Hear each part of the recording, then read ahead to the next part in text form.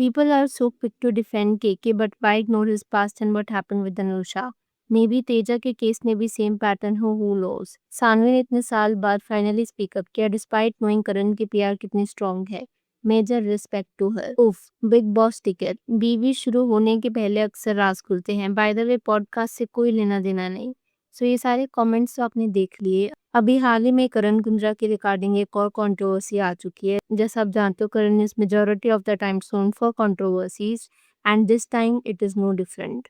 लेकिन करण कुंद्रा की ये कंट्रोवर्सी जानने के लिए हमें जाना पड़ेगा 2015 में ड्यूरिंग द शूटिंग ऑफ ये कहाँ आ गए हम, जहाँ पर करण की को स्टार थी सानवी तलवार और दोनों ही शो में लीड एक्टर और लीड एक्ट्रेस का रोल प्ले कर रहे थे। सो अभी हाल ही में सानवी ने पॉडकास्ट में रिवील किया। तो सानवी के अकॉर्डिंग एक पर्टिकुलर सीन था जहाँ पर जो करण का कैरेक्टर था वो सानवी को किस करता और उसके बदले सानवी उसे स्लैप कर देती। तो सानवी ने अपने पॉडकास्ट में ये बताया कि अभी डायरेक्टर ने एक्शन बोला भी नहीं था, करण अनएक्सपेक्टेडली किस्ड हर, जिसके बाद सानवी को बहुत अनकंफर्टेबल फील हुआ। She was caught off guard and she reacted by slapping him. आप खुद सोचो, अगर आप एक ऐसी चीज उम्मीद नहीं कर रहे हो, स्पेशली अगर अभी सीन में एक्शन भी नहीं बोला गया है, so I think anybody would react the way जैसे सानवी ने किया। तो सानवी के हिसाब से करण इसके बाद ना बहुत ज्यादा गुस्सा हो गया था। He walked off the set और लगभग 15 मिनट बाद वो सेट पर वापस आया। जब वो सेट पर वापस आया, ही डिडंट से एनीथिंग। उसने अपोलोजाइज नहीं किया कि सॉरी सानवी, मैंने तुम्हें अनकंफर्टेबल फील करवाया, nothing. He just came and in front of the whole crew उसने सानवी को इतनी तेज की स्लैप किया कि वो ऑलमोस्ट गिर गई थी। सिर्फ इतना ही नहीं, सानवी की फैमिली को भी काफी कुछ गलत बोला करण ने। और सानवी ने ना आगे ये बताया कि एक लड़की के हाथ में और एक लड़के के हाथ में there is a difference. A boy's hand is much heavier than a girl's hand. तो ऐसे में जब करण ने उसे स्लैप किया था फॉर नो रीजन, इतनी तेज का स्लैप फील हुआ that she almost fell to the ground. और क्रू में से या डायरेक्शन टीम में से एक भी इंसान नहीं आया to support her in any way. अब क्योंकि मैटर इसके बाद इतना बढ़ गया था, सानवी ने ये डिसाइड किया था कि अब उसे इस शो पे काम करना ही नहीं है, जिसके बाद चीजें obviously were getting heated up. Ekta Kapoor ने सानवी को खुद पर्सनली कॉल किया और करण के बिहाफ पे अपोलोजाइज किया। माइंड यू कि यहाँ पर भी एकता ने करण के बिहाफ पे अपोलोजाइज किया, करण ने खुद कभी अपोलोजाइज नहीं किया। जिसके बाद उनकी वन ऑन वन कॉन्वर्सेशन हुई और एकता ने ये कहा था कि जो तुम चाहती हो वही होगा, लेकिन the show must go on. So ये था पूरा इंसिडेंट जहाँ पर करण की को स्टार सानवी ने किया था करण को एक्सपोज। इससे पहले भी ना कई ऐसे क्लेम्स आया करते थे कि करण ने अपनी को स्टार को स्लैप किया हुआ है या फिर उसकी फैमिली के बारे में गलत बोला हुआ है, बट कभी भी ये चीज कंफर्म नहीं हो पाई थी सानवी के द्वारा। But for the first time it is Saanvi herself जिसने आकर के ये चीज बोली।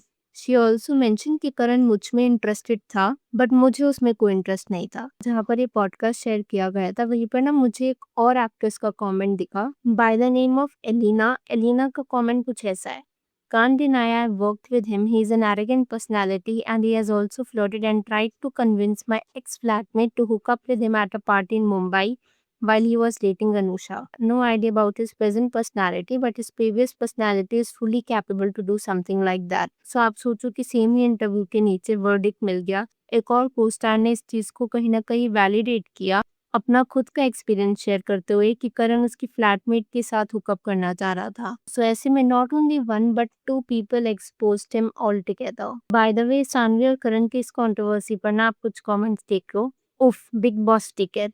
बीबी शुरू होने से पहले अक्सर राज खुलते हैं। बाय द वे पॉडकास्ट से कोई लेना देना नहीं। Big boss entry ticket, big boss offer, लगता है इसको बिग बॉस करना है। फ्लॉप एक्ट्रेस करण का नाम यूज करके करण के नाम से फेम ले रही है। इसको 10 सालों बाद अभी याद आया कि करण ने इसके साथ क्या किया था।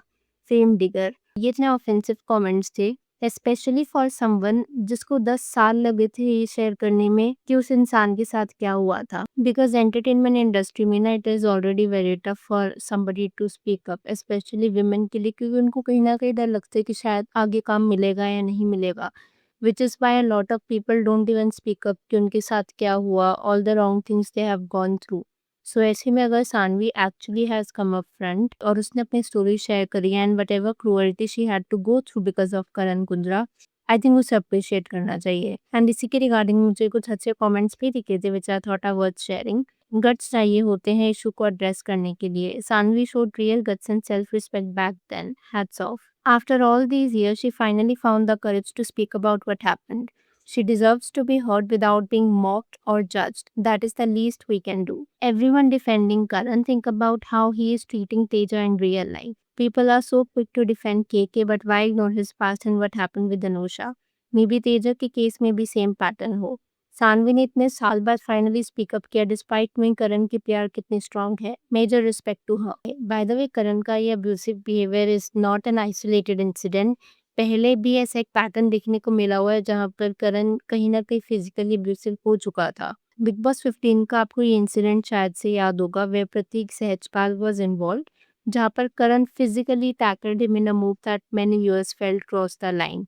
जिसके बाद कई लोग ये बोल रहे थे कि करण को शो से निकाल दिया जाए क्योंकि करण बहुत ज़्यादा फिजिकल हो रहा था. और ये तो सिर्फ फिजिकली किसी को परेशान करने वाली बात थी, लेकिन इमोशनली भी अगर आप देखो, करण की जितनी भी प्रीवियस एक्स गर्लफ्रेंड्स रही हैं, they have mention many a times कि करण ना इमोशनली टॉर्चर करता है, like he is not available और ही इज़ ऑलवेज चीटिंग. आपने ना एक चीज़ नोटिस करी होगी कि ऑलमोस्ट एवरी अदर मंथ करण के रिगार्डिंग एक नई कंट्रोवर्सी आई होती है.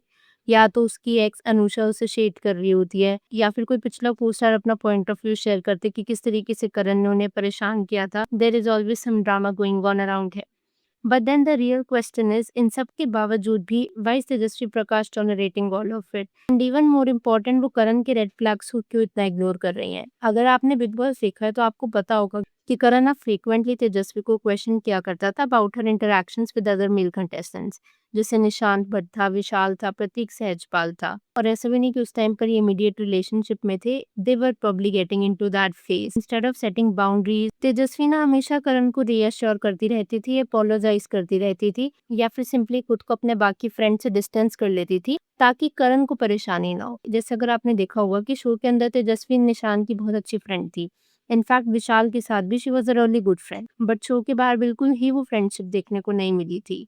एक और इंसिडेंट भी मुझे याद है जहाँ पर एक टास्क हो रहा था, जहाँ पर तेजस्वी को ऐसा लगा था कि करण वॉज फेवरिंग शमिता शेट्टी.